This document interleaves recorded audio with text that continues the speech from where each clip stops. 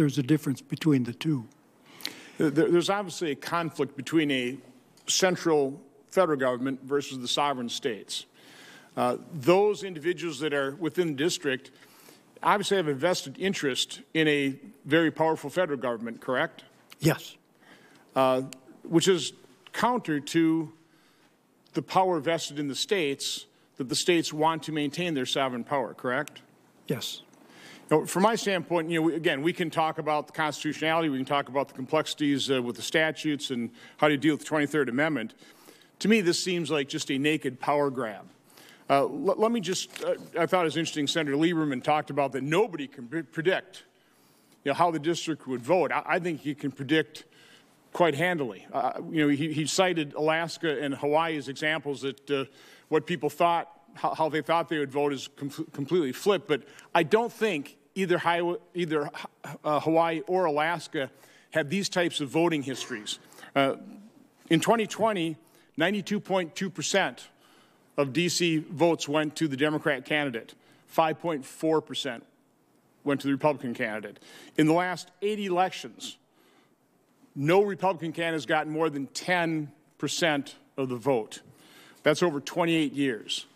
And again, I would argue that certainly has something to do with the vested interest of the people here in D.C. who there's certainly poverty here, but this district is not made of many disadvantaged individuals because the average median income of the District of Columbia is $92,000. That compares to the average median income nationally of $65,000.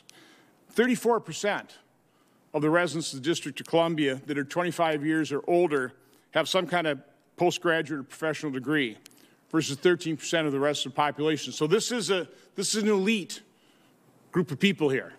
They have a vested interest in the power of the federal government, and I think that is one of the issues that we need to address when we're talking about whether we should grant statehood to the District of Columbia.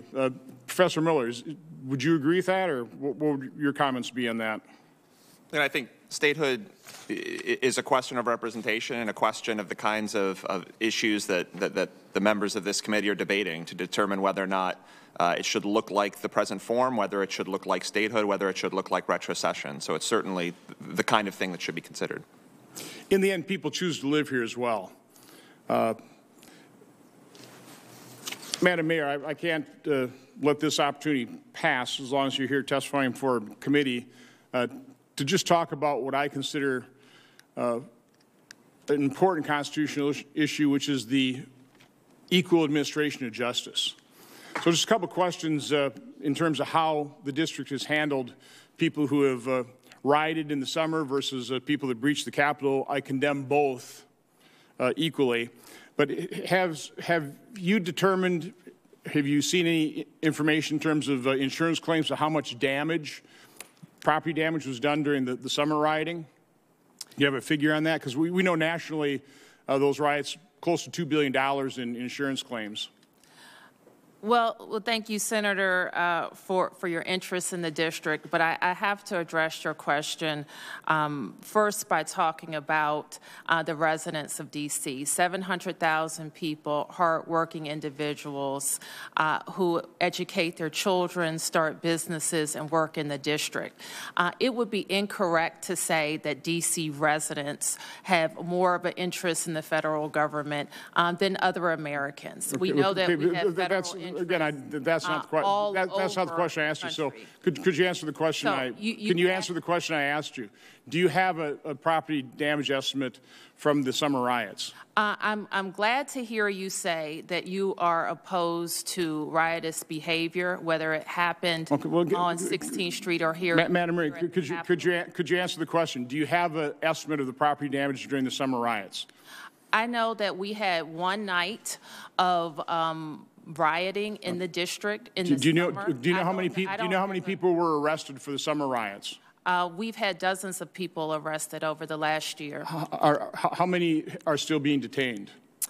I don't know. I don't know the answer to that. Do you know whether by using geolocation, did we go and arrest people that participated in the summer riots in their individual states, like we did with the January 6th breachers? If you're asking about how the Federal Bureau of Investigation operates, you'll have to address those questions to them. I can speak for the Metropolitan Police Department, and we do not permit any riotous behavior, whoever is conducting it. And we have made arrests in both cases.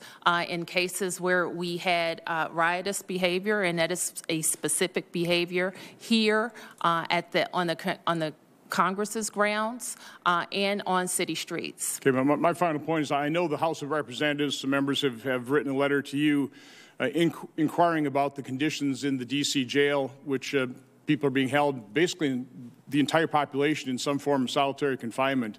When you respond to their letter, I'd like you to send me the same response. Well, Senator, you are aware that our criminal justice system is also unique in the American system, that we have our Metropolitan Police Department makes arrests, but all arrestees are processed through a federal system, through the courts who have federally appointed judges, pretrial system that is federal as well. We operate a D.C. jail, and if there are any concerns about conditions at the jail, I will address them. There are, and again, I'm just asking you to respond to me when you respond to the House members who are asking about the conditions of solitary confinement. Yes. And having control of our criminal justice system is a driving force behind why we need statehood. Certainly, we've talked about representation, but being able to enforce our own laws is important to how we operate our jurisdiction. Okay. Thank you, Mr. Chairman. Thank you, Senator.